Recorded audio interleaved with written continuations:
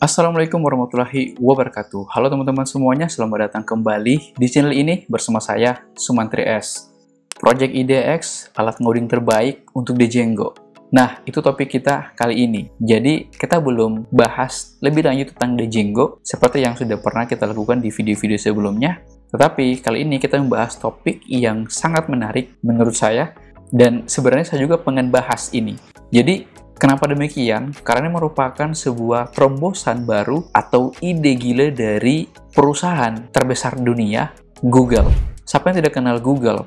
Perusahaan yang punya banyak inovasi dan eksperimental terhadap perkembangan teknologi saat ini, khususnya apa yang sudah dikembangkan oleh dari Google itu sendiri.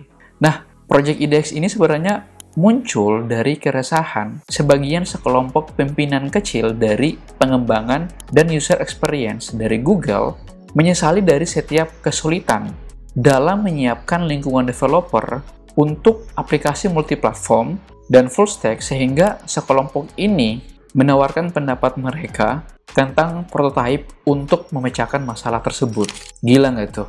Nah, pertanyaannya adalah, apakah dengan adanya inovasi baru ini lantas membuat seorang developer atau pekerjaan yang digeluti sama seperti kita ini, apakah sepenuhnya beralih ke situ atau malah sebaliknya? Kita kembali ke Project IDX. Project IDX ini adalah ruang kerja yang didukung AI sepenuhnya atau disupport oleh AI untuk pengembangan multiplatform, full stack, dan menggunakan cloud atau cloud computing gitu. Artinya ini sebuah project yang bisa diakses menggunakan browser atau online gitu. Dan ini memang selaras dengan yang dikatakan oleh Lardinois Frederick.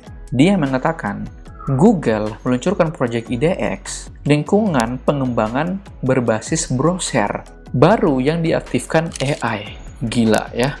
Jadi, memang sudah ditanamkan sebuah AI yang dikeluarkan oleh Google. Yang kita tahu bahwa Google kemarin 2 minggu lalu sempat melakukan Keynote I.O. dan di tahun ini tentang AI yang sedang mereka idam-idamkan gitu, yang sedang mereka bangga-banggakan, yaitu Gemini AI. Kemungkinan Gemini AI ini akan sudah ditanamkan ke dalam Project IDX milik Google ini. Dan Heller Martin juga mengatakan, Google Project IDX adalah sebuah IDE, Integrated Development Environment, berbasiskan cloud generasi berikutnya yang menjanjikan. Wah, ini luar biasa ini.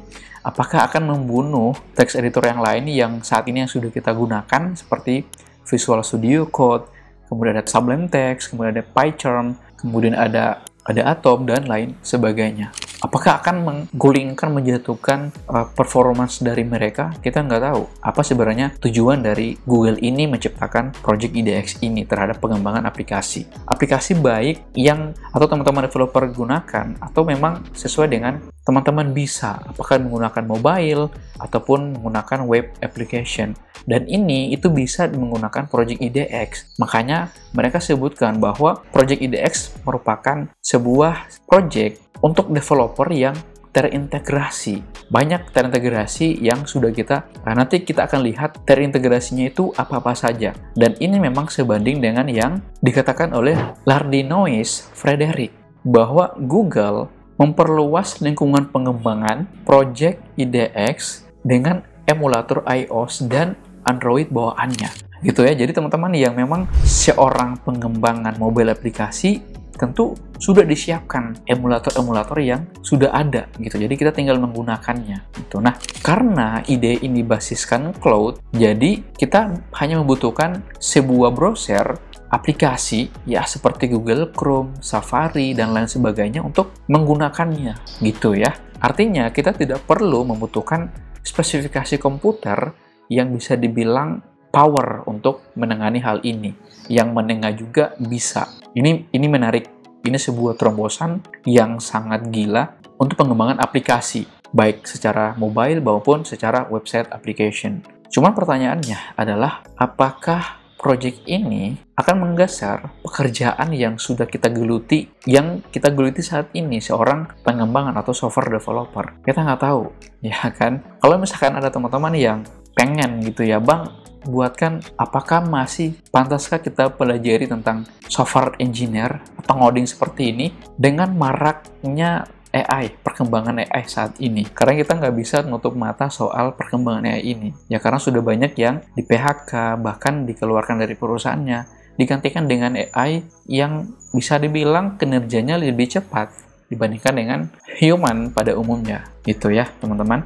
Oke, sekarang kita masuk ke sesi The Practice. Kita akan coba ngulik lebih dalam Project IDX ini menarik apa sih sebenarnya? Apakah tertarik untuk kita menggunakan secara terus-menerus atau malah sebaliknya? Oke, gas. Nah, ini adalah aplikasi atau website dari IDX Development ya, atau Project IDX. Coba kita lihat. Jadi misalkan teman-teman yang belum memiliki akun ya, silakan teman-teman join wishlist. Nanti di sana dimintakan sebuah akun Gmail, kemudian negara, dan lain sebagainya. Silakan teman-teman isi, kemudian tunggu nanti itu akan di-approve oleh si Project IDX ini, atau si Google, dari pihak Google ya. Dan kalau kita scroll ke bawah, coba lihat, di sini dia ada sebuah narasi atau kata-kata selamat datang di Project IDX yang menggunakan AI Assistant ya, support dengan ke situ untuk lingkungan kerjanya, sebuah pengembangan aplikasi multiplatform basiskan cloud. Coba lihat, ini menarik. Nah, menariknya di sini, ini adalah text editor yang tidak awam lagi gitu ya. Kenapa? Ini menggunakan text editor Visual Studio Code. Nah, jadi kenapa Google memasukkan Visual Studio Code ke dalam Project IDX mereka? Dan ini sebenarnya adalah Visual Studio Code yang open source, yang mereka sebutnya sebagai Code OSS, Open Source Visual Studio Code, milik Microsoft. Dan mereka tanamkan ke dalam Project IDX ini, gitu ya. Kemudian include juga sebuah pengembangan Gemini AI, mereka sebutkan sebagai dengan Gemini. Jadi kita tinggal memberikan sebuah instruksi ke AI-nya, nanti dia akan generate source code sesuai dengan yang kita instruksikan. Nah, ini menarik sekali ya. Dan ini merupakan halaman workspace-nya. Ketika kita login, maka akan muncul seperti ini. Oke, dan menariknya lagi, sudah disiapkan untuk previewnya, ada untuk Android, iOS, bahkan untuk mobile, dan juga website application. Oke, kita kembali ke sini. Jadi, pastikan teman-teman sudah terdaftar ya menggunakan akun Gmail. Dan ini adalah halaman dashboard-nya dari si Project IDX. Menariknya lagi, ini Project IDX masih dalam bentuk beta. Ya, coba lihat di sini. Artinya, masih akan banyak inovasi-inovasi baru yang ditanamkan atau integrasi aplikasi baru nanti yang ditanamkan ke dalam Project IDX ini. Oke, di sini ada beberapa template yang sudah disiapkan oleh Project IDX. Ada Angular, Next.js, Flutter, Gemini API, Astro, Go, Golang ya, Python Flex, Node Express gitu ya. Nah, kalau kita lihat sini yang ada di sini adalah Python Flex. Di mana ada Django-nya gitu ya, itu nanti kita akan lihat. Bahkan kita juga bisa mengerjakan atau mengimpor repository dari GitHub. Nah, ini salah satu bentuk integrasi Project IDX ke dalam GitHub ya. Karena kita tahu bahwa GitHub juga itu sudah menjadi milik Microsoft dan sifatnya juga ada sebagai open source, maka Google juga bisa menanamkan integrasi dari repository GitHub. Oke ya. Kalau kita lihat lebih dalamnya, kita bisa see all templates. Maka dalam templates-nya itu ada beberapa kategori, yaitu web application, ada Angular, Next.js, Astro, bahkan React, bahkan HTML juga ada ya, dan ada Vue, Solid, dan masih banyak lagi. Silakan teman-teman yang sesuaikan dengan teman-teman bisa gitu ya, apakah Angular atau React dan lain sebagainya, atau bahkan Vue.js gitu ya. Kemudian ada backend di sini, ada Golang, Python Flash, Node Express, Rust, bahkan Laravel juga disupport oleh Project IDX. Dan yang menjadi idola kita yaitu Django Python ya. Python Django. Nanti ini menjadi topik kita gitu ya. Jadi soal topik saya kali ini tentang alat ngoding terbaik untuk Django itu opsional ya, itu tergantung dari teman-teman. Kalau bisanya Laravel boleh menggunakan Project IDX, yang menggunakan Golang juga boleh, bahkan Node Express juga boleh. Dan di bawah sini sudah ada Gemini API, ada Golang backend, dan juga Gemini API punya Python backend ya. Untuk mobile, sayangnya di sini masih mendukung atau mensupport dari Flutter ya. Ini untuk Flutter-nya masih satu, dan kita ketahui bahwa Flutter ini adalah salah satu produk dari Google. Oke. Dan ada AI, Artificial Intelligence dan Machine Learning. Bisa kita lihat ada Gemini API, LangChain with Gemini, Firebase GenKit, dan lain sebagainya. Kemudian ada Mesh, sini ada Blank Workspace, dan ada juga React plus Google Maps Platform ya. Jadi sudah terinclude untuk React plus Google Maps-nya.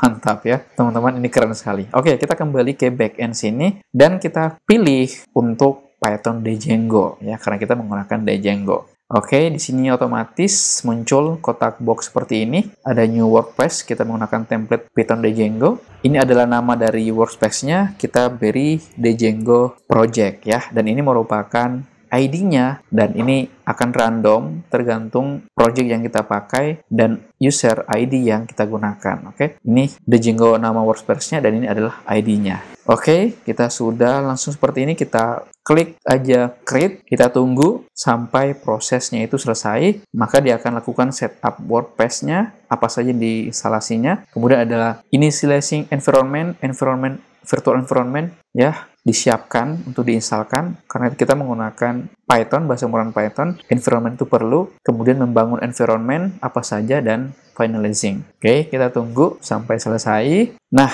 muncul seperti ini ya. Ini perlu teman-teman perhatikan bahwa tergantung dari kondisi jaringannya teman-teman ya. Semakin cepat jaringan teman-teman, maka itu akan semakin kencang juga proses reload-nya seperti apa. Oke, kita tunggu. Otomatis terminalnya dimunculkan di sini dan kita lihat masih ada tanda loading.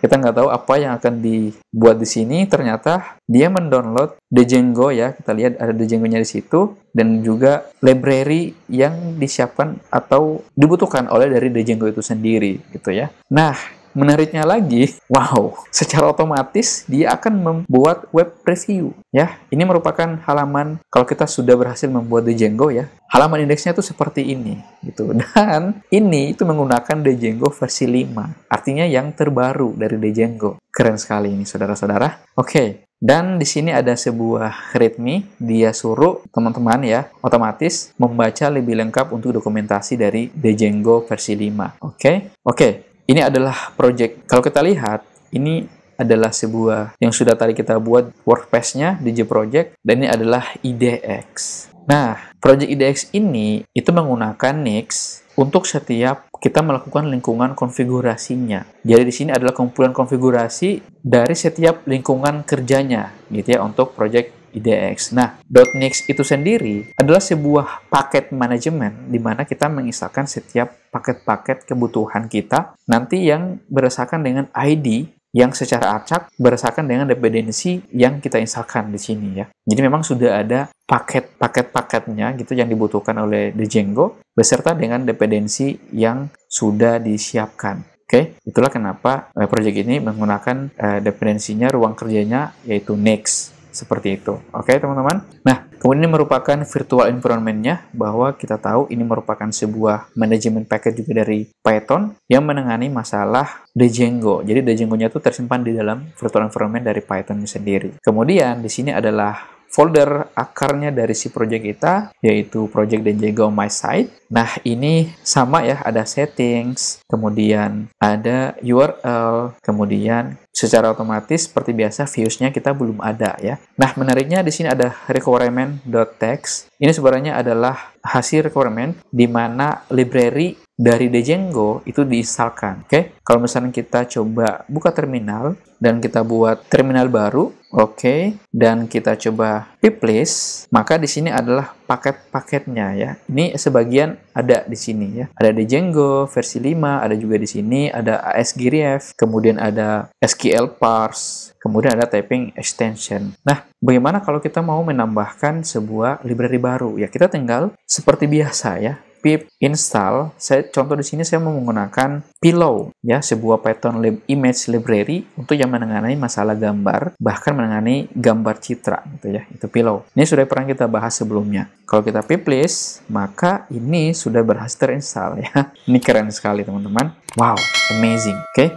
Nah, kalau kita lihat ke pojok bawah sini, itu ada namanya Gemini. Jadi ini adalah sebuah Gemini AI, Artificial Intelligence, hampir sama dengan ChatGPT gitu ya, tapi ini punyanya milik dari Google. Gemini di dalam IDX. Oke, ini kalau muncul seperti ini kita continue aja. Nah, di sini baru kita bisa mengetikkan perintah kita gitu. Apa yang kita inginkan. Oke, sebentar ini kita contohkan ya. Kita coba buat untuk menampilkan selamat datang ya gitu. Artinya di dalam sini itu kita buat satu buah file file, yaitu views.py. Oke, sini kita buat satu buah function index yang sangat sederhana, kemudian kita return. Di sini saya bukan menggunakan template render ya, kita menggunakan yang sangat sederhana yaitu Django HTTP. Kita impor HTTP response, bukan request, response seperti ini. Dan di sini kita menggunakan HTTP response. Ini kita menggunakan heading 1, selamat datang di project IDX Django. Gitu ya. Ini kita tutup heading 1. Ini kayaknya tulisannya terlalu kecil gitu ya, jadi agak susah dibaca. Jadi kita coba buka settings sini, kemudian kita klik settings. Ini kita kasih 18 dan kita cari wrap text. Ini ya, word wrap kita on-kan aja, dan kalau kita lihat tuh, maka akan jadi seperti ini. Oke, kita ke URL sini. Ini mungkin boleh kita hapus aja. Di sini itu kita from import views. Oke, sini kita buat satu buah link path kosong yang menandakan bahwa dia adalah index. Oke, ini keren sekali teman-teman. Oke, nah sekarang ini kan masih yang preview dari Django ya. Kita coba reload. Apa yang akan terjadi? Oke, keren ya. Selamat datang di Project IDX Django. Wow, amazing. Oke, kemudian coba kita buat satu buah function yaitu about, misalnya seperti itu. Kemudian kita request, di sini kita return HTTP response. Ini biar cepat aja, ini kita kopikan aja dan kita paste di sini dan kita buat halaman about. Oke, kita tidak perlu control save karena memang ini sudah di automatic saving. Kita ke URL sini, mungkin bisa kita duplikat. Coba kita gunakan source code dari Visual Studio Code. Wow, berfungsi ya. Oke, keren ya. Jadi control di keyboard ya, control shift alternatif anak panah atas, maka dia akan membuat path baru gitu yang atau menduplikat. Kita buat di sini about. Jangan lupa di sini kita beri about juga ya, seperti itu. Oke, kalau misalkan kita buat about, kita mengarah ke function about, kita coba reload. Wow, muncul ya halaman about. Cuman masalahnya ini belum kita bungkus menggunakan heading 1, makanya tipis dia. Oke, kalau kita reload, wow, keren ya, keren sekali. Ini sungguh sangat keren. Oke, nah Bang, bagaimana dengan kalau misalkan ini kan masih projectnya ya, bagaimana dengan kita menambahkan aplikasi di dalam Django-nya? Oke, kita coba membuat aplikasi ya. Menggunakan Python manage, bentar, kita belum masuk ke dalam project my site, kita ls, oke, dan kita cd my site, kita enter. Kemudian kita generate membuat aplikasi dalam Django ya. Perintahnya seperti ini, Python manage.py startup, kita namakan sebagai blog. Save. Kalau kita lihat di sini, muncul ya secara otomatis. Ini gila. Oke, kita coba ke setting sini. Terminalnya kita hiddenkan. Kemudian kita ke sini dan kita instalasi aplikasi blog. Oke. Nah, di dalam blog ini, itu kita buat file urls.py seperti itu. Dan ini biar cepatnya kita copy dan kita pastekan aja ke sini. Untuk admin kita hilangkan dan kita sisakan indeksnya saja. Oke. Kemudian kita ke view sini. Ini menggunakan shortcut render, kita komen aja. Dan kita import Django HTTP import HTTP response. Sorry, ini bukan request, response ya. Kemudian kita dev seperti itu. Kemudian kita index, kita request, kita return HTTP response. Ini biar cepatnya aja, kita kopikan aja ini. Kita ke views dari si blog dan kita paste di sini. Kita buat halaman aplikasi blog ya, seperti itu. Oke, coba kita kembali ke URLs dari si project sudah, dan juga kita sudah lakukan import views. Kita ke URLs dari si project ya. Sorry, tadi itu kita URLs dari si aplikasi ya, blog. Kita sudah lakukan import views dan sebagainya. Sekarang kita ke URLs dari si project. Nah, di sini kita masukkan apa teman-teman? Include ya. Include seperti itu, dan kita buat satu buah path itu blog seperti itu, dan kita include blog.urls. Oke, ini kita koma. Sip, menarik. Oke, kalau kita buat di sini blog, wow, keren sekali. Ini sungguh sangat keren, coy. Kalian bisa lihat, ini menjadi salah satu terobosan yang sangat menarik. Oke, nah kita coba ke view sini. Kita coba menggunakan game ini ya, membuat sebuah perintah. Kita coba ketikkan, misalkan buatkan saya sebuah fungsi create ya untuk tambah data. Coba kalau kita kirim, atau kita enter, kita tunggu apa yang akan terjadi. Wow, kenapa munculnya seperti ini ya? Kemungkinan cara saya yang memanggilnya yang kurang sesuai. Fungsi def misalnya kontak ya, def kontak. Coba kita enter. Wow, is amazing. Jadi secara otomatis dia buatkan nih function kontak, kemudian ada nama, email, telepon, gitu ya. Dan ini direkam seperti ini. Dan di sini itu kita bisa isi statement yang kita punya atau yang kita akan buatkan. Kita jalankan, makanya akan seperti ini. Ya, ini keren sekali ini. Oke, teman-teman. Jadi dia sudah buatkan seperti ini. Cuman kalau kita lihat ini terlalu kompleks karena sudah menggunakan parameter atau argumen ya. Seperti ini. Ini adalah versi Gemini-nya. Ya, bisa dibilang hampir sesuai. Kalau misalkan di sini kalau kita klik apa ini? Insert code ya. Kita coba insert code. Wow, amazing. Bentar. Ini kenapa bentuknya seperti ini ya? Coba kita enter ke bawah seperti itu dan kita what? Coba lihat.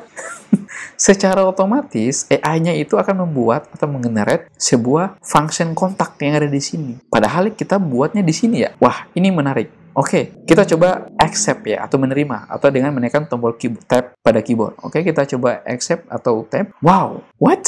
Muncul lagi secara otomatis. Ini keren ya, ini keren sekali nih. Oke, coba kita ke URL. Untuk bloknya kita hilangkan aja dulu ya. Kita ke URL dari si aplikasi. Kita coba duplikat dan kita ganti. Ini menjadi kontak. Kemudian ini kita kontak juga. Sebentar. Views-nya kalau kita lihat itu menggunakan bahasa Inggris ya. Kontak ini di sini itu harusnya kita ganti seperti ini. Oke, kita coba ke web previews di sini. Kemudian ini kita pasti akan aja biar cepat kita enter. Wow.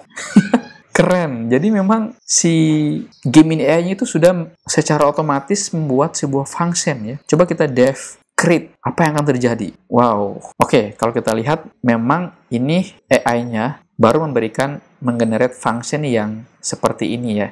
Hanya dalam views-nya. Artinya belum menjalankan yang berat-berat seperti create, update, dan delete. Mungkin caranya kita untuk melakukan pemanggilan atau meng-call Gemini AI-nya seperti ini ya. Kalau misalkan kita coba ke sini, ya, buatkan saya fungsi create dan update. Apakah ini akan digenerate atau gimana ya? Kita coba lihat aja dulu. Wow, maka akan muncul seperti ini. Ya, kemungkinan permintaan saya yang kurang sesuai kali ya. Coba kalau buat kita create dan update method. Oke, apa yang terjadi?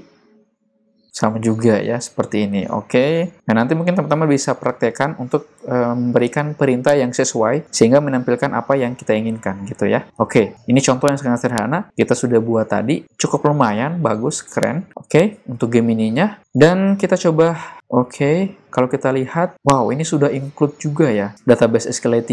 Oke, ini tidak ada isinya karena kita memang belum melakukan make migration. Oke, teman-teman. Nah, jadi ini seperti yang awal tadi saya bilang, bahwa kita tidak perlu menggunakan komputer yang spesifikasinya tinggi. Sebenarnya, dengan kita menggunakan browser, ini artinya kita lagi mengerjakan sebuah project di Django itu di dalam server dari si Google, ya. Jadi kalau misalkan itu cepat, memang tergantung jaringannya, gitu. Oke, teman-teman. Kalau misalkan kita buka terminal, kita coba lakukan Python manage.py make migration. Wow, tidak terjadi no change deteksi. Oke, ini sesuai dengan yang pernah kita praktekkan karena belum ada model yang kita tambahkan atau database. Oke, kita coba lakukan Python manage.py migrate. Kita enter. Wow, amazing. Coba kita buat Python manage.py create super user. Ya, ini kita admin, kemudian kita xme@sumantris.com, password 123, again 123. Ini kita yeskan aja. Oke, sekarang kita coba buka website previewnya. Oke, bentar. Oh, tadi kita sudah closing untuk previewnya ya, website previewnya. Jangan khawatir teman-teman, untuk menjalankannya kita tinggal tekan Command Shift P, nanti muncul seperti ini. Kalau teman-teman yang menggunakan Windows berarti Ctrl Shift P dan cari web. Oke, kita pilih yang paling bawah, show web preview. Oke, kita tunggu. Mantap, muncul ya seperti itu. Kita coba masuk ke dalam adminnya. Wow. Oke, coba kita login dengan user yang sudah kita buat. Wow, kenapa seperti ini? Forbidden, ada yang tahu teman-teman? Oke, what's wrong? Coba kita klik ini. Oh, ini untuk salah satu metode preview website kita ya. Bisa menggunakan handphone. Coba lihat. Jadi sini ada QR code dan bisa di-scan di dalam handphonenya, nanti akan otomatis, atau copy with preview URL. Oke, coba kalau kita pilih yang ini, open new window, save, kita coba open, apa yang akan terjadi? Oke, kita coba admin 123, sama juga ya, ini terjadi seperti ini. Oke, kita coba ini lagi, pilih dan kita copy linknya. Oke, kita coba menggunakan new private window dan kita paste di situ. Kita tunggu. What? muncul ya 401, the workstation is not your currently permission they need ya. Jadi memang tidak bisa menggunakan, sorry ya teman-teman, tadi aduh saya salah pencet, malah hilang dong. Kembali lagi ke awal. Oke, kita langsung aja ini kita getting started aja. Oke, ini project yang sudah kita buat tadi ya. Sorry teman-teman, tadi saya salah pencet, makanya kita keluar dari web browser kita, nggak masalah. Tapi pada dasarnya sama sih sebenarnya. Kita lihat apakah tadi itu akan terhapus atau tidak ya. Oke, kita ignore aja nih. Kenapa seperti, wow, ternyata muncul ya. Oke, keren. It's amazing. Wow. Coba ya kita buka admin, karena tadi kita sudah lakukan reload, dan kita coba pilih admin 123, sama saja ya, forbidden. Ini kita nggak tahu, dia sini bilang CSR version violate. Oke, kita back aja, seperti itu. Dan kalau kita key block, oke, halaman aplikasi block. Nah, jadi teman-teman, ini sangat recommended, bagus sekali menurut saya ya teman-teman. Kalau yang tertarik menggunakan ini, silahkan bereksperimen, silahkan melakukan membuat aplikasi ke sini ke dalam Project IDX,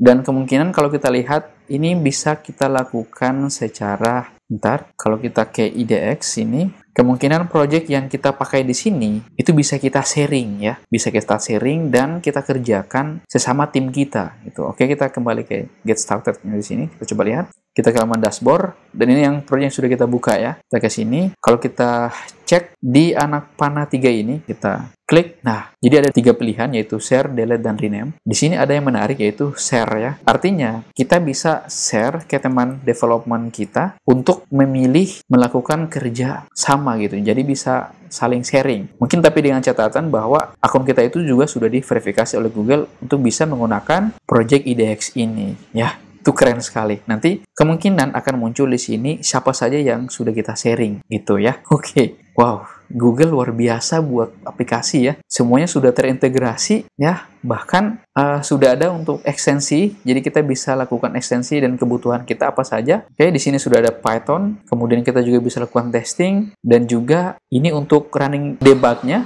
Apakah ada bugnya atau tidak. Kemudian ada apakah kita siap untuk inisiasi repository dan publish ke dalam GitHub-nya. Jadi kalau misalkan teman-teman yang melakukan pekerjaan di sini untuk bisa dimasukkan ke dalam komputer lokalan kita, ya harusnya di-pass atau di-push publikasi ke GitHub. Nanti dari GitHub itu baru kita clone ke komputer lokalan kita ya.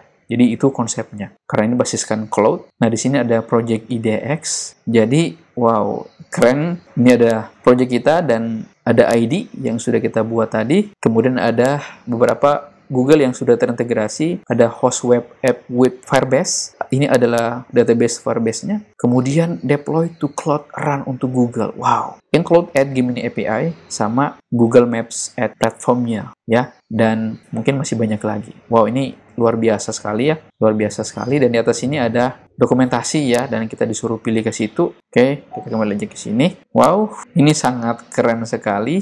Silakan kalian bereksperimen menggunakan IDX ini, dan bolehlah sharing pendapat kalian teman-teman di kolom komentar seperti apa menggunakan Project IDX ini. Dan menurut saya ini gila ya.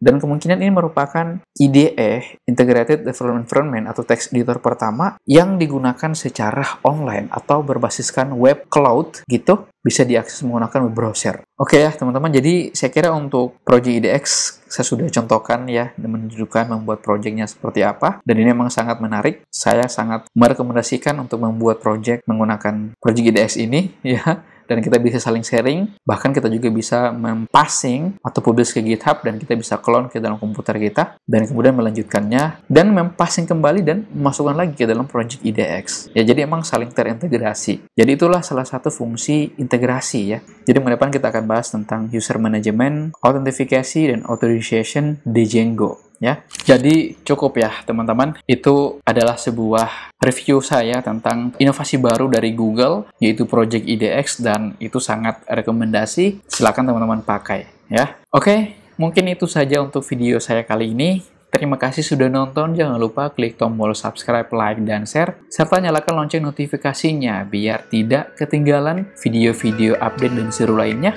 Mudah-mudahan bermanfaat, dan kita akan berjumpa kembali atau bertemu kembali di video seru lainnya. Salam baris kode, sampai jumpa dan bye!